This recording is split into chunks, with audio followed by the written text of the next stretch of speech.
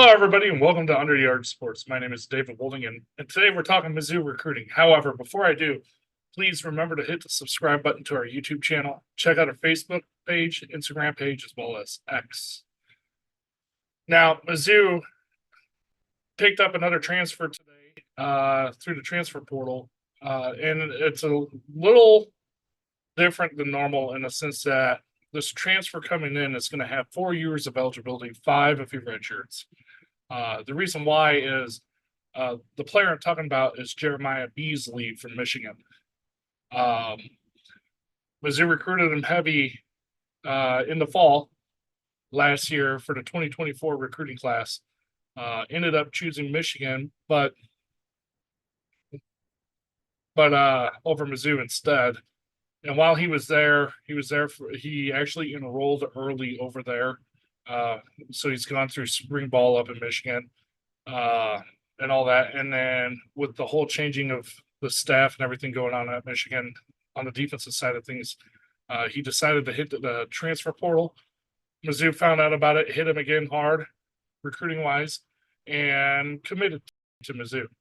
A little bit about Jeremiah is he was a 6'1", 230-pound linebacker. That's what's listed on Michigan's website now for him.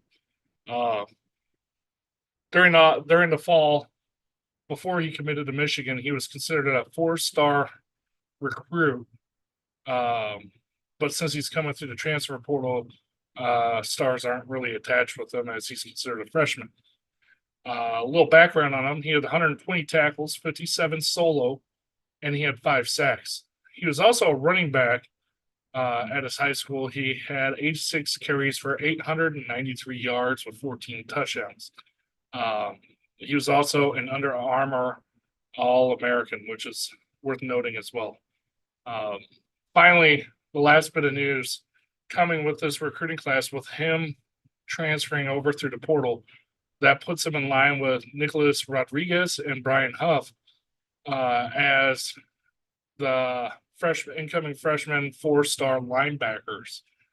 So Mizzou has himself some talent coming in as freshmen, and we'll see if any of them can find a way to the field this upcoming year.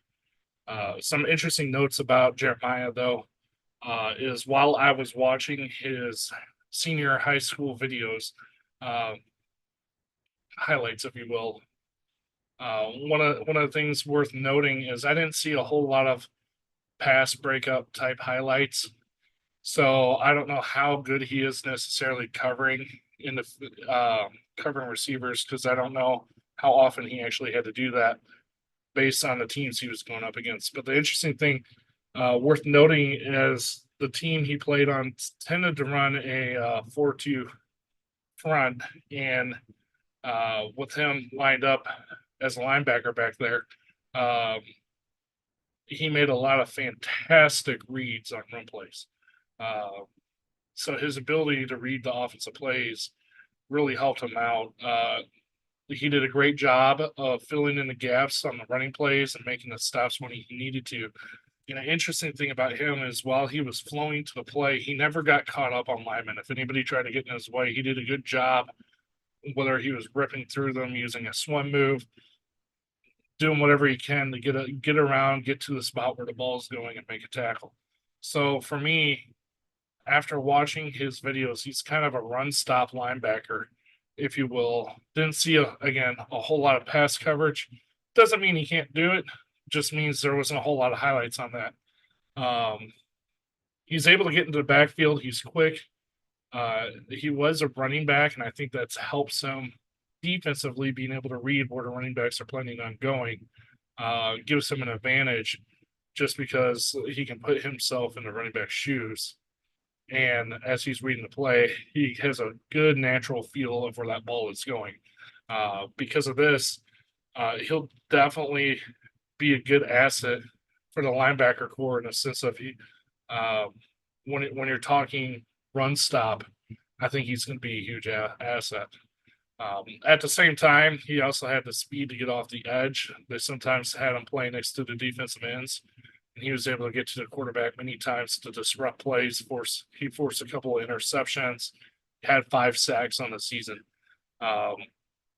I think Mizzou has a really, really good linebacker coming in, and it'll be interesting to see how they develop him.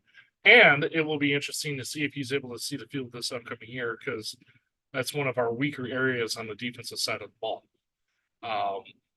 Looking forward to seeing his development, and we will keep you guys up to date on all things recruiting, and watch out for all our preview videos of the football season coming up next year.